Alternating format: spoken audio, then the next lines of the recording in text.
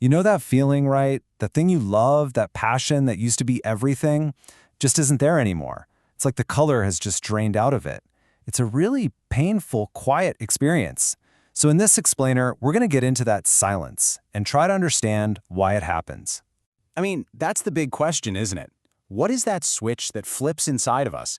How does a passion that felt so permanent just fizzle out? It's a question that really gets to the core of what drives us and what makes us feel alive. So there's a name for this whole experience: apathy. And, while it might feel like you just don't care anymore, the story behind it is way more complicated. It's not just a feeling, it's more like a destination after a really long, tough journey. Okay, so the official definition is pretty straightforward: a lack of feeling, interest, or concern. But let's be real, this isn't about being lazy or just changing your mind. It's this deep, profound emptiness where all that energy and excitement used to be. It's the silence you hear after the music stops. Now, this is exactly where most of us get it wrong. We try to explain it away. We tell ourselves we're just bored or, our priorities have changed. But what if that's just a cover story for something much, much deeper? Yeah, this is our go-to excuse, right? Oh, I'm just not into painting anymore, or I'm just too busy with my career for that hobby now. It's the easy answer. It's the story we tell ourselves so we don't have to look at a more painful truth. And that's the question we really need to sit with. Because if it was just boredom, think about it, our reaction would be totally different. There's a huge distinction we need to make here, and it changes everything. Okay, look at this, because this is the key. If you're just bored, you still have that spark. You'd fight for it. You'd try to find a new way to get excited about it, right? You'd see it as a slump you have to work through. But with burnout, it's different. The entire process becomes painful, unbearable even. It's not a slump, it's a total system crash. You don't just take a break, you run for the hills and abandon it completely. So how in the world do we get to that breaking point? Well, it starts when that passion, the thing that used to lift you up, turns into this impossibly heavy weight. The love might still be in there somewhere, but it's buried under just layers and layers of pressure. Let's be honest. Every passion comes with its own set of challenges. If you're a musician, you have creative blocks. An athlete gets injured. A founder deals with constant stress. Burnout kicks in when that adversity just starts winning.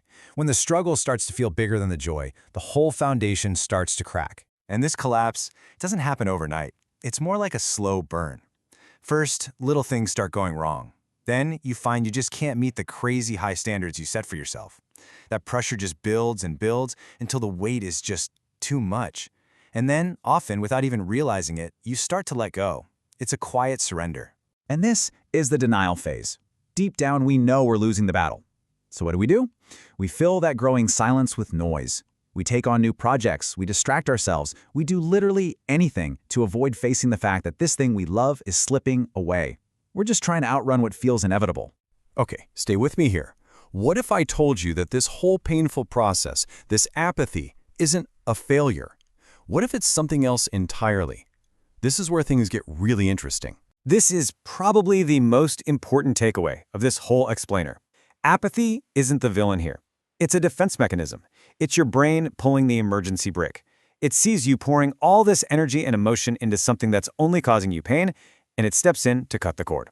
It's an incredible act of self-preservation.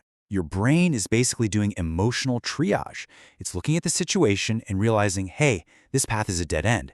It's just draining our resources. So it triggers apathy to force you to stop, to save that precious energy and to free you up, to redirect it towards something new, somewhere you can actually grow. So if we start seeing apathy as a protector instead of a problem, it completely changes how we should react to it. The goal isn't to fight it and try to force that old passion back to life. Now, the goal is to actually listen to what it's telling you and start the process of moving on. And the path forward is really about 3 steps. First, you have to grieve.